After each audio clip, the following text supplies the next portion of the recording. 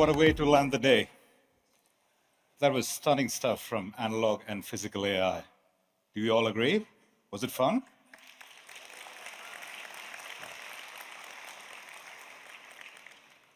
It was about the future of human-robot collaboration, and to that insightful conversation that Josh and Mamie just had as well on organizations, leadership, and talent. We have one very special session for which we're going to have none other than our group CEO, Peng Xiao, back on stage, and joining him for a fireside conversation is Mr. Sam Altman from OpenAI.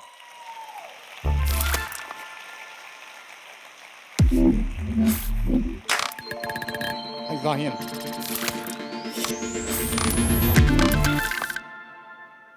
You should all know it's very early in the morning right now in San Francisco. Do we have Sam online? Can we try? I'm very grateful that our dear friend and key partner on this AI journey, Sam, has agreed to make his first task of the day today, where he is to join us virtually, to have a chat with me, and to share with all of you his view on where AI is going. And as soon as we can get him on the screen, we'll start our chat. And I don't think it'll be a long chat, but I'm sure you'll find this to be very, very interesting. I can hear Peng now. Oh, here you are, Sam. We can hear you. Here we go. Okay. Can we put Sam on the big screen, please? I can see him here now, but we need him on the big screen. Here we go. Sam, the event we have here today in Abu Dhabi is called Supercharged. I wish you were here, like some of your colleagues. I'm sorry I can't be there in person. No, don't be. We are grateful you can join us virtually. By the way, some of your team members are in fact in the audience right now. Rod was here and others. Supercharged. If you were here, you would feel the physical energy of this crowd, a few thousand people here with me, mostly G42 employees. I would love to have this chat with you with this theme of supercharged meeting superintelligence. When you and I first met a few years ago, you spoke passionately about the world moving towards AGI, equitable, fair, ethical AGI, responsible AGI. And more recently, we spoke about the future of ASI, superintelligence. In fact, you just published this amazing blog on OpenAI.com. I recommend everybody to read it if you haven't seen it already. I think the title is called Gentle Superintelligence. Gentle Singularity. Gentle Singularity, yes. I'd love to go deeper on that topic with you and touch on a few themes. But before I begin, Sam, I had a chat just 2 hours ago with our mutual friend, Masa. And many people here in Abu Dhabi know Masa very well. He thinks big, almost as big as you think, Sam. So he literally told me he is doubling down on OpenAI. It's becoming, in his view, the single most valuable company on the planet. But before you met Masa, years ago, there's another person who saw us recently, made one of the first investments in you.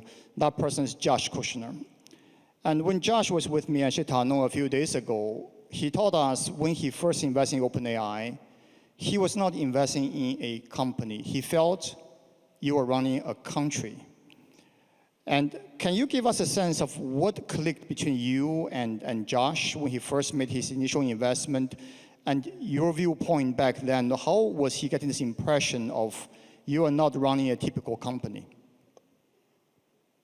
Yeah, Josh has been an amazing friend and supporter of ours for a long time. When he made his initial investment, it was really before we had figured out how to make ChatGPT work. But we had very promising technology, and we talked a lot about how an AI platform could be bigger than any previous technology platform that we had seen before, and what it would take and how you'd have to set up a company and what would have to be different than a normal company to be able to really bring that to billions of people around the world. So today you have a new product offering. We're so privileged to be part of this implementation called AI for Countries. And Rod spoke this earlier on stage as well. Can you tell our audience what's your definition of AI for countries? You know, individuals have been really transforming their lives with AI chatbots for a while, but only recently have the models gotten so powerful that we think they can have a similar impact on countries. We also hear from a lot of countries that are saying, like, I got to treat this like a national priority. I got to have a strategic AI reserve, or, you know, whatever. And we do think that this is going to become a key part of the strategic plan for every country. We noticed that we were hearing similar themes from what countries wanted. They wanted the ability to have in-country data centers. They wanted the ability to sort of have infrastructure they could use for future priorities if they weren't sure exactly what. They wanted to bring ChatGPT to all their citizens. And most interestingly to us, they wanted to figure out what it meant to use AI to transform their national priorities. So people would say, you know, I'm not that interested in what I can get for $20 a month for myself, but what if I spent 200 million or 2 billion or 20 billion someday on the hardest problem that I could find and asked AI to just think about that nonstop and come up with the best solution it can. And we think that seems great, and we want to figure out how to help countries with that. So that's what the new program is about. So Sam, I want to thank you again for back in mid-May for making the trip out here to join President Trump, where we very proudly announced UAE Stargate. Stargate is being built really for the UAE, but based on your core technology stack. In fact, everybody here today, they were able to witness that same model President Trump unveiled in our conference facility when he was here. Thank you for all the support and your faith in us, because this is the very first Stargate outside the United States, now under construction. You and I spoke about this. We are very honored to get to do that. Thank you. Thank you so much. So you and I discussed this equation that Shikta came up with, which is E equals to I. Energy equals to intelligence. And multiple times I heard you talking about this idea that one day, soon, the cost of intelligence will be the same as cost of energy. As a nation of energy production, we'd love to know more about what you mean by that. Eventually, we'll figure out how to have robots make chips and networking gear and servers and construct the buildings for data centers and, you know, do a whole bunch of other amazing things. So the cost of a chip should fall, the cost of a server rack should fall, the cost of making a building should fall. You can imagine that robots are driving the mining equipment and operating the refining equipment, and the automation there can make that. There's not a lot of raw material necessarily that has to go into a data center. I mean, there is, but I think that'll be manageable. But an electron is an electron, and that's still a thing in the physical world of atoms that you just have to keep doing. You know, you make the chip once, but if you want more intelligence out of it, you have to keep running more energy through it. And so right now, although energy is an appreciable but not the dominant cost of offering intelligence, offering sort of like AI tokens, I expect that over time it will become that. And I expect over time that it will converge to very near the cost of energy. So in addition to doing some amazing enterprise and government projects with the UAE here as part of your AI for Countries program, you shared with us recently another very exciting development in the consumer domain. I think everybody can agree the AI for consumer battle has already been won by OpenAI, but you're not stopping at just offering the most popular service to consumers, ChatGPT. You started something very interesting in the consumer device business with your friend Johnny Ive, the company called I/O. Is it possible you can elaborate a little bit on what is I/O and what is the device you guys are making? Well, we want to do a family of devices, but the key observation here is that intelligence does allow for a new form factor, a new kind of computing. We've had two great revolutions in computing so far. We've had the keyboard and mouse and screen. And then a couple of decades ago, we had the idea of touch on mobile devices.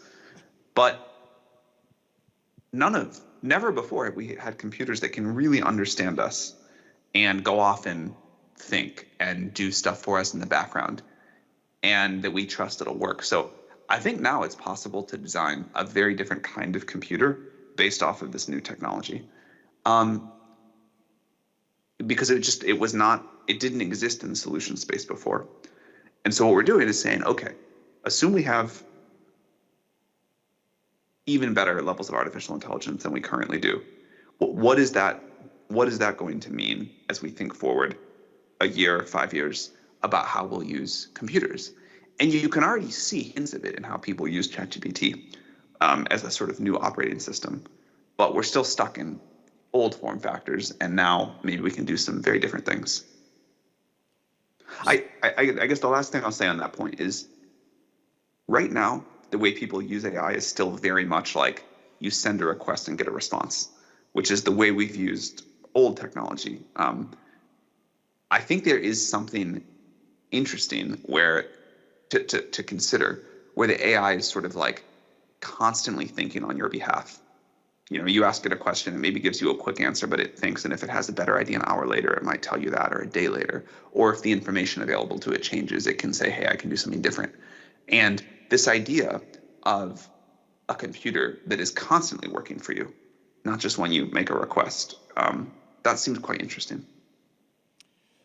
Sam, the consumer business, the enterprise programs we're building together, and government services across the board, all of this require more and more compute. And that's why folks like Masa, Josh, yourself, us, we're all coming together to put more skill and more patient capital to work to build out this global infrastructure. And in your blog, Gentle Singularity, you spoke about two key roles to be played by the government, two key roles. I think one is on alignment, one is on infrastructure. Can you elaborate on these 2 points to our audience? Yeah. So, as you said, patient capital is really important for this. This is an infrastructure build out that takes a long time. And nations have been obviously the best at doing these far future, very expensive infrastructure build out for the future benefit of the country and its citizens. And we have been very pleasantly surprised on the upside about how much nations seem to understand this and get that it's like a very important thing to do. On the alignment front, people are treating ChatGPT in a very different way today than they did a year ago. A year ago, it was mostly a replacement for Google for people, and maybe it was something they used to do a little bit of code and something like that. And now it's playing a much more central role in helping people figure out what they want to accomplish and how to accomplish it. And people are using it as a life coach, something like a therapist. People are using it as like their chief of staff at work. And this has made the alignment question very non-theoretical. Countries also have a version of this, and so do companies, but if we go all the way up the stack to societies, where countries now have to say, what are my citizens' goals as a collective, and how do we define what the optimization function of the AI should be and what the rules of the road of the AI should be. That has to get negotiated at the country and also the global level to some degree. Just a couple more questions for you, Sam. Also, in this recent news cycle about some of your top researchers receiving job offers, I mentioned to the audience earlier, some of them didn't know about this. It's actually a fact. Now you can hear from Sam directly.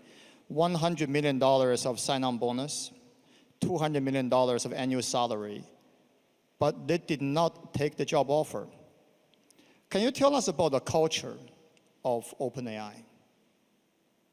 I mean, first of all, we want our people to do extraordinarily well, and we believe that as OpenAI continues to grow, people's equity will be worth, quite a bit. But we want it to come after massive success of the company and its mission. And then also, I think people are, everyone's going to make a lot of money in this space, but people are here for this extremely important mission and wanting to succeed at that and to build superintelligence. And I think people believe we are the best place to do that. What is the definition of singularity?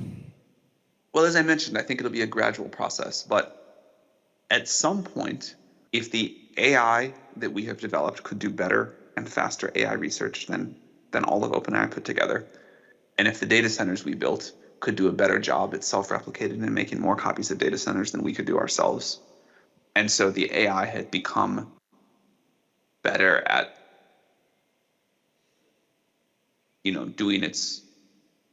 doing our work than we are, I think that would feel very singularity-like to me.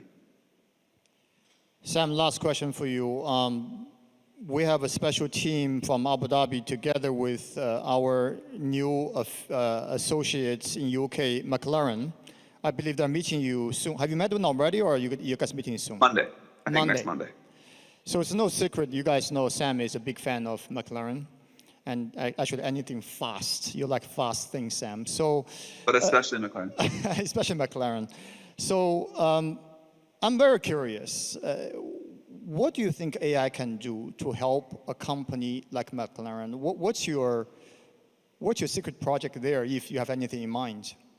Many things, but I'll tell you the one I'm most excited about. I think companies are transforming with AI in all sorts of ways. They're doing new kinds of design work. They're making their companies operate more efficiently. They're writing software faster, all these great things.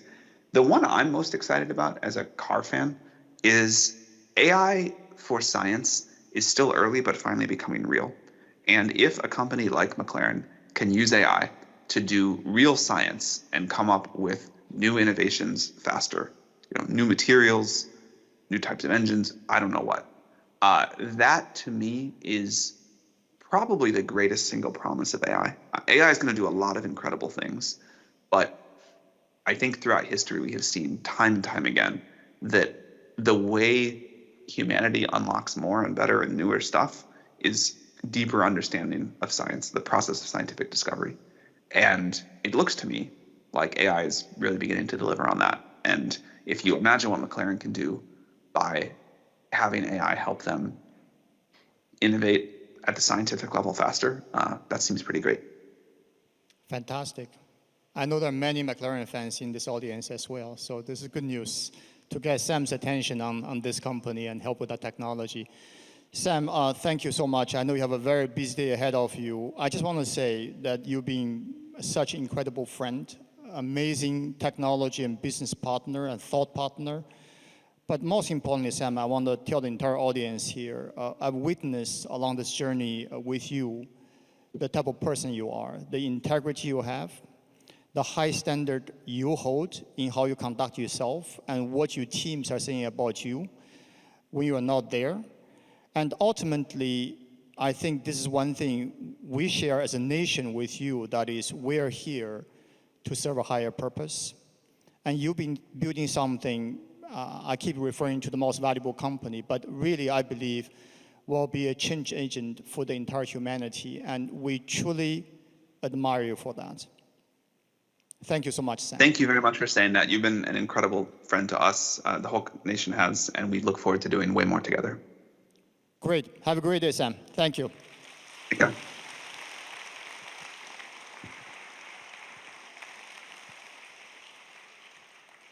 I think this is the last session of the day. If you guys don't mind, can we turn the light up? I can do a selfie with all of you. Is that okay with you? Yeah? You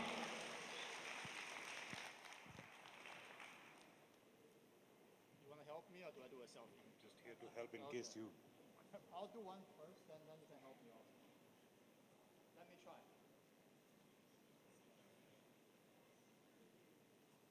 Stand up. You guys want to stand up?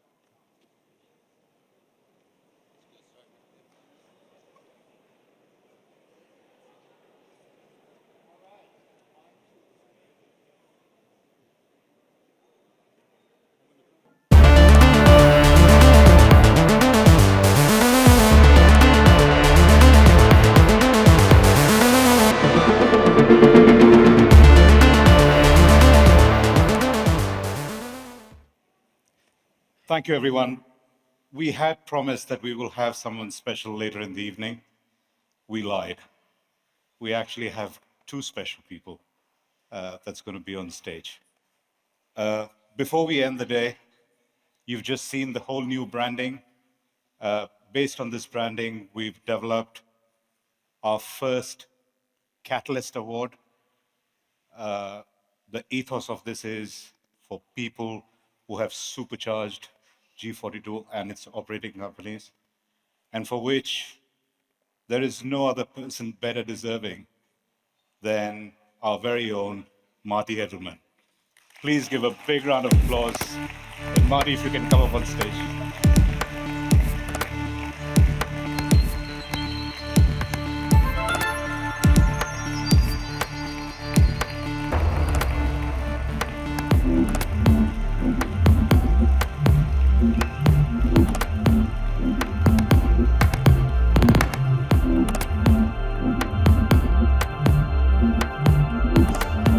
That's why I wanted to know.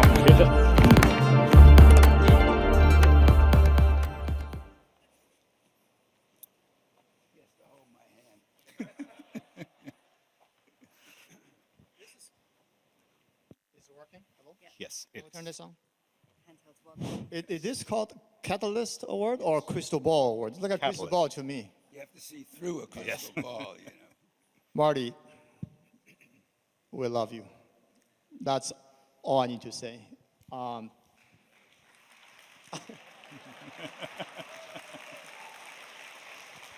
Let me tell you guys something. Before, were you prepared for this? Okay. Let me just say something first.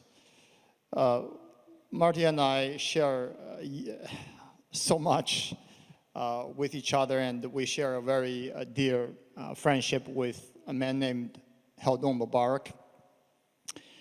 And recently, in a private session with His Highness Sheikh Mohammed and also our chairman, Sheikh Hanun, His Highness, Heldon brought up this idea, and we all thought he was kidding, and turns out he really meant it. Okay, this is shortly after Trump's visit. Can I say it? I'm gonna say it anyways. I don't need permissions. Heldon said we need to establish in Abu Dhabi a statue of Marty Edelman. That's how much this man has contributed to our entire nation. You heard earlier the General Counsel, the Chief Legal Officer, the President, the Vice Chairman of Microsoft, Brad, how he referred to Marty. And he was not exaggerating. He was not telling a story. It's a fact.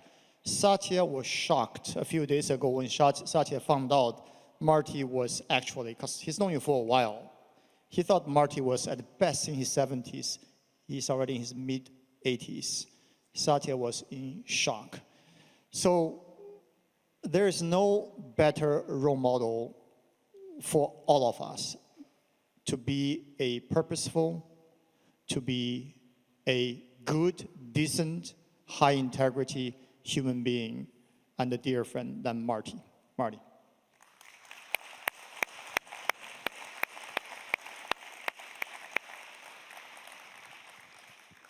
It says that Fahim's supposed to hand me the award. I'm supposed to shake his hand and get off the stage, which you know is definitely not my style. But I am really lost for words. I think if we think about Peng's comments at the beginning of the session, it tells us something that's very important in a world of ever fast-paced technology. And that is, without human purpose, without a value system, that progress is a race without a finish line. And a race without a finish line means we don't know where we're going. So the importance of human purpose and the importance of humanity and the importance of maintaining our values is critical to the success of not just our organization and not just this wonderful country, but of humanity itself. And since all of us have the privilege of being part of a world with giants like Peng and Sam and maybe even more controversial ones like Elon, it's critical for all of us to remember that without us, there isn't them. And so the importance of leadership is matched by the importance of followership. And I am immensely proud to be perhaps the #1 follower of our CEO. And I want to say thank you, because every day I get up and I learn something new from you. So thank you all very much. It's, I really don't know what to say, but I guess whoever is next in line, I guess this award goes to the oldest person in the group every year. So good luck. Thank you, Marty. Thank you. You can both walk down this way.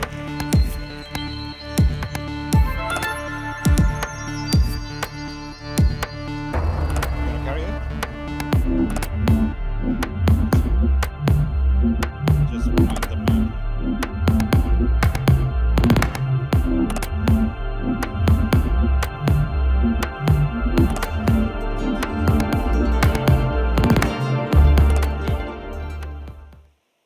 Thank you, Peng, and thank you, Marty.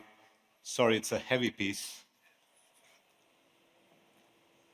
And with that, we officially bring Supercharge 2025's plenary to a close. But don't rush out just yet. We've curated an incredible spread for dinner. Please head over to the networking area where the global food grid will be live and active now. We also have the pleasure to have a good friend of Peng, David Chesky, and who's an acclaimed composer and a pianist with his band performing for us through dinner. So please take the moment to enjoy the level and the quality of music that he will be here to play for you all. And of course, we encourage each one of you to stay for the after party, which should start around 9. I'd like to take this moment to thank each one of you for giving the vibe, the energy that we felt in the room here. And I'd like you all to put our hands together to the group marketing team, Giacomo, Alex, Ulvia, Akram, Dina, Rasha, Sarah, Clem, Erson, the entire team.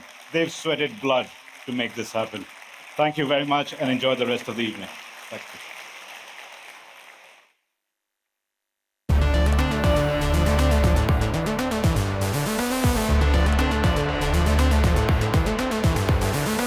Thank you all for attending Supercharged. The daytime sessions may have finished for the day, but Supercharged is not over yet. Please make your way to the activation area where a specially curated dinner awaits.